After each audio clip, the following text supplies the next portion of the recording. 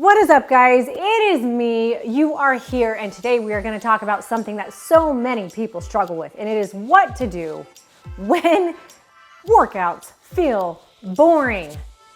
Guys, you need to know first and foremost, welcome to the club. Combating workout boredom is not a thing you are alone in. All right, guys, so first I want to say that usually when working out is the thing we want to do the least, that means that is the thing we should be doing the most. It can be so hard. I get it. And I think the number one reason most people do not want to work out is because they feel bored. Actually, now that I think about it, there are a few reasons, and maybe those are going to be other videos that I do, but boredom is by far and away at the top of most people's lists when they tell me why they don't want to work out. And guys, it is something that can be so good for us both mentally and physically and emotionally even. The benefits of working out are so massive. But yeah, it can be boring. If we fall into a rut, it is a thing that even the best of us have to deal with. So tip number one, make sure you're doing something that you actually enjoy. I think what happens is we get so caught up in this mindset and the idea that in order to be fit, we need to run long distance, or in order to be fit, we need to lift heavy weight in a gym and do repetitive exercises over and over and over. Or in order to be fit, we have to go subject ourselves to cross-training style workouts that are not fun and we dread. It's not the truth, guys. Workouts, I've always said this to the people that we worked with on extreme weight loss for years and years and years. If working out is not fun for you, you are absolutely 100% doing it wrong. And just because you see your friend that does a particular way of working out, maybe she does treadmill, maybe she does bike, whatever it is, does not mean that that's what you need to do to be fit. No, it can be soccer, it can be MMA boxing, it can be swimming, it can be dancing. I mean, there are so many wonderful ways to work out and move your body to get your energy up, to get your calorie burn up, and to actually just be active that maybe you've never explored before. One of the things we've always said is try every form of exercise as if you are dating somebody. You're not gonna marry anyone until you date around, right? Same. Do not choose to go a particular direction with workouts until you try them all. And there's a chance that after a while, one thing that you loved, like for me, I ran for a long time and then it got really boring. So you know what I did? I changed my interest. I went to bodybuilding. I did bodybuilding for a long time and sometimes it gets boring. So you know what I do? I switch it up to something different. Tip number two, phone a friend.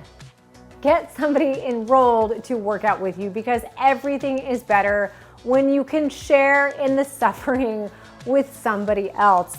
That's what Chris and I always used to say on our show. Shared suffering. It is the most amazing thing to do. If you have a significant other, or you have a friend, or a best friend, or a kid, or somebody that you can get to do it with you, guys, it makes it so much less boring. So say you're training for a half marathon or a marathon and the running just feels redundant and boring. Get someone out on the roads with you. Talk to them, engage in conversation, build a bond in a way that you would not have otherwise if you weren't going through something hard with them. Enjoy your time, laugh with each other. That is going to be such a big thing in combating boredom. Tip number three, remember that music moves you. I tried training for a half marathon, my very first one, without music. I don't know why. It never crossed my mind to run to music. I don't know why. Crazy.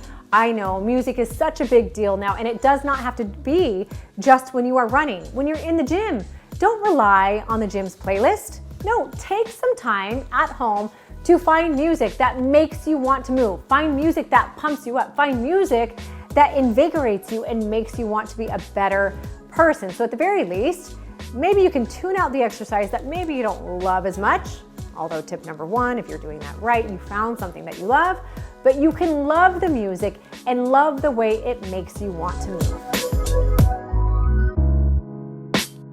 Tip number four, engage your mind by downloading a podcast or an audiobook. You know, I am a busy person.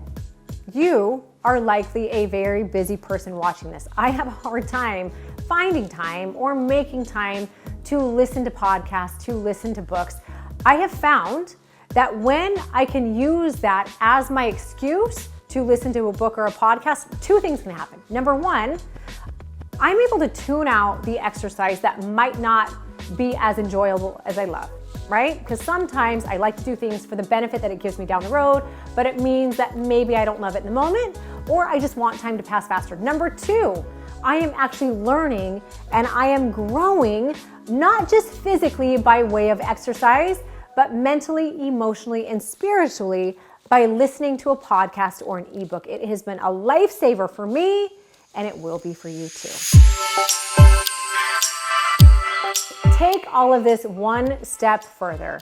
Change your environment and get outside. If you've been inside working out, sometimes we just need a change of scene. We want to go out in nature. We want to feel and appreciate what nature has to offer. Maybe go on a hike or something different.